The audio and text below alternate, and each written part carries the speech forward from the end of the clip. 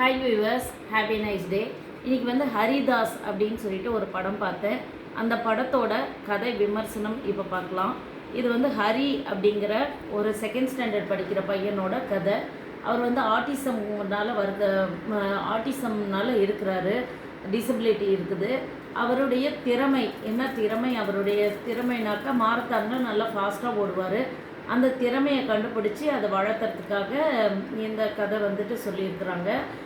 இந்த மாதிரி இந்த உலகத்தில் வந்து 88 குழந்தைங்களில் ஒருத்தர் வந்து ஆட்டிசமில் இருக்கிறாங்க அப்படின்னு சொல்லி கண்டுபிடிச்சிருக்கிறாங்க.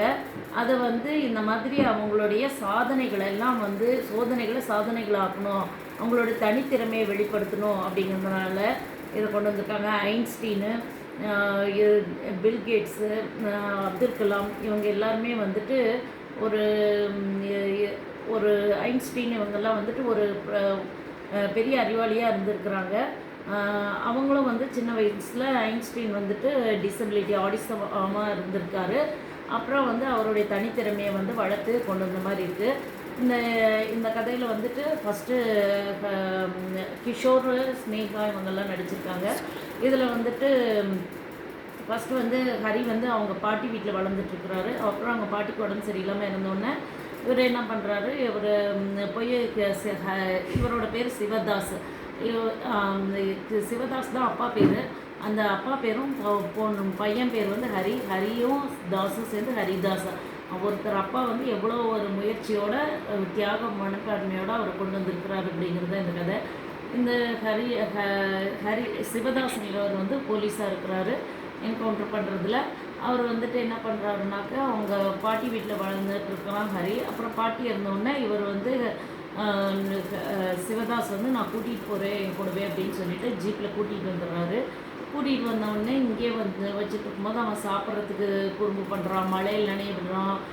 அவருக்கு வந்து கஷ்டமாக இருக்குது இவனை வச்சுக்கிறது. இருந்தாலும் அவர் பாசமாக ஆசையாக வச்சுருக்கிறாரு. உனக்கு என்ன தான் பிடிக்கும் சொல்லுப்பான்றாங்க. அப்புறம் டாக்டர்கிட்ட கூட்டிகிட்டு போகிறாங்க. டாக்டர் வந்து ஸ்கேன் பண்ணிவிட்டு என்ன சொல்கிறாங்கனாக்க, இந்த மாதிரி குழந்தைங்களை வந்து நம்ம என்ன தனித்திறமைன்னு சொல்லிட்டு கண்டுபிடிச்சி அதை வளர்த்தணும். அவங்களும் நார்மலான ஸ்டூடெண்ட்டு தான், அவங்களுடைய அடிப்படை தேவைகளை அவங்க செஞ்சால் போதும் அப்படின்ட்டு. அப்புறம் கார்ப்பரேஷன் ஸ்கூல் சைதாப்பேட்டையில் சேர்க்குறாங்க. ஒரு அருமையான டீச்சர் அமுதவள்ளின்னு அந்த தம்பிக்கு கிடச்சிருக்குது. அந்த ஸ்டூடெண்ட்ஸ் எல்லாம் ஃபஸ்ட் வந்து அந்த இடத்துல உட்காரக்கூடாது அப்படின்னு சொல்லிட்டு வட்டம் போட்டு வைக்கிறாங்க. அப்புறம் அங்கே உட்காந்துருக்குறாங்க. அப்புறம் அந்த பசங்க வந்துட்டு அந்த தம்பியோட திருப்பி ஃப்ரெண்ட் ஆகிடுறாங்க. ஒரு நாள் அவனுக்கு பர்த்டே அப்படின்னு சொல்லிட்டு லீவ் போட்டுடுறாங்க.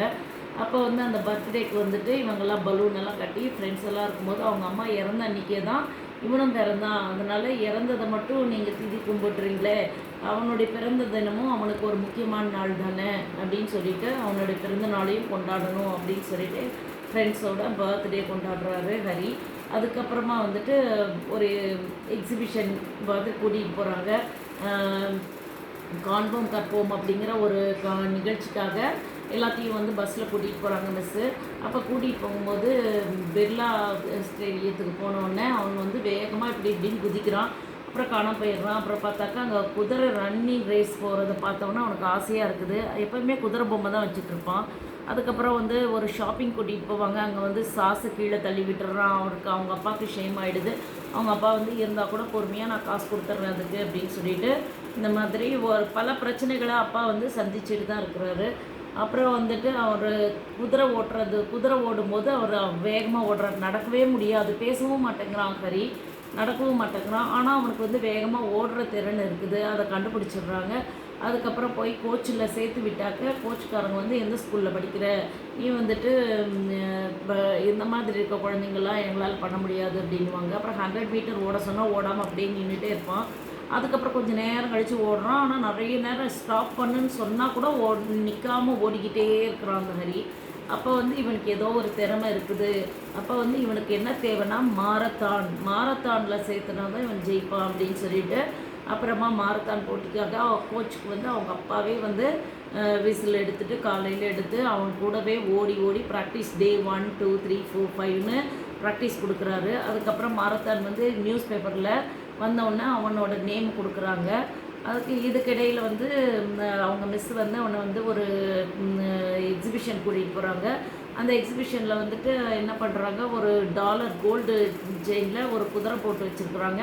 அதை வந்து இவனுக்கு குதிரைன்னா தான் ரொம்ப பிடிக்குமே ஹரிக்கு, அதனால் அதை எடுக்கிறாரு. அதை பார்த்த உடனே அங்கே இருக்கிறவங்கெல்லாம் வந்து திருடுறதுக்காக வரீங்களா அப்படின்னு சொல்லிட்டு இன்சல்ட் பண்ணுறாங்க. அதுக்கப்புறமா இல்லை, அவனுக்கு வந்து ஆட்டிசம் குழந்தை, புற உலகு தெரியாத குழந்தை அப்படின்னு சொல்லிட்டு அந்த இதையும் அந்த மிஸ் வந்துட்டு, அதாவது பிரச்சனைகள் வரும் தான், இருந்தாலும் அதை வந்து டேக்கிள் பண்ணி வரணும் அப்படிங்கிறது இந்த கதையில் தெரியுது. அதுக்கப்புறம் அந்த செலெக்ஷன் லிஸ்ட்டில் வந்துட்டு இவ்வளோ தூரம் ஓட முடியாது அப்படின்னு சொல்லிட்டு அவனோட நேம் வச்சுருக்க மாட்டாங்க. ஆனால் அவங்க அப்பா போய் கேட்டு என்னோடய பையனுக்கு எது வந்தாலும் பரவாயில்ல நான் பார்த்துக்கிறேன் அப்படின்னு சொல்லிட்டு அவர் சேர்த்துக்கிறாரு.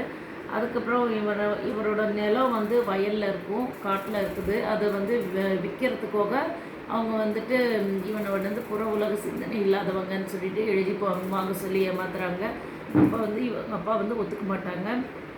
இல்லை, அறிவாக வந்துட்டு நம்ம குழந்தை வந்து நல்ல குழந்தை தான் அப்படிங்கிறது நமக்கு தெரியணும் அப்படிங்கிறதுக்காக நிலம் அவனுக்கே இருக்கட்டும், விற்க மாட்டோம் அப்படின்னு சொல்லிடுறாங்க. அதுக்கப்புறம் இவர் வந்து டியூட்டியில் ஏதோ ஒரு வேலை வந்தோடனே குழந்தைய வந்துட்டு ஹரியை வந்துட்டு அவங்க மிஸ்ஸுக்கிட்ட விட்டுட்டு இவர் வந்து அந்த டியூட்டி பார்க்குறதுக்காக போகிறாரு. அப்போ வந்துட்டு ஆக்சிடெண்ட் ஆகி அந்த இடத்துல வந்துட்டு இந்த எனிமீஸ் வந்து இவரை வந்துட்டு அடித்து துன்புறுத்துகிறாங்க. அப்புறம் வந்து கை காலெல்லாம் கட்டி போட்டுறாங்க. அதில் வந்து அவருக்கு அங்கே பிரச்சனை நடக்கும்போது ஆனாலும் அந்த மிஸ்ஸு கூடவே இருந்து அவனை ஓட விட்டு ஃபஸ்ட் ப்ரைஸ் வாங்கிடுவாங்க. அப்போ இருந்து அவன் வந்து மாரத்தானில் போய் இப்போ வந்து நல்ல பெரிய பையனாயும் கூட அவங்க அப்பாவை வந்து இழந்துட்டார் ஹரி. இருந்தால் கூட பெரிய பையனாகி நாம் வந்துட்டு ஒரு 20 வயசு ஆன பிறகு கூட நிறைய ப்ரைஸ் வாங்கி வேர்ல்டு லெவலில் கின்னஸ் லெவலில் வாங்கி வச்சுருக்கிறாரு. நல்ல பெரிய வீட்டில் அழகாக குடியிருக்கிறாரு. அப்போ வந்துட்டு எங்கள் அப்பா தான் எனக்கு மை ஹீரோ, எங்கள் அப்பா தான் என்னுடைய கதாநாயகர் அப்படின்னு சொல்லிட்டு அவங்க ஃபோட்டோ வச்சு அமுதவள்ளி டீச்சரும் வந்துட்டு அவங்க அந்த ஹரிக்கு ஹெல்ப் பண்ண உடனே அவருடைய திறமையில் நிறைய சாதனை விளையாட்டுத்துறையில் சாதித்து எல்லாருக்கும் நல்ல பேர் வாங்கி கொடுக்குறாரு. இதுதான் வந்து ஹரியோட கதை.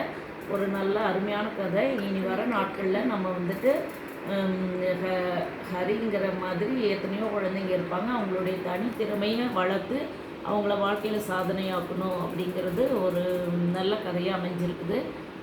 Thank you viewers.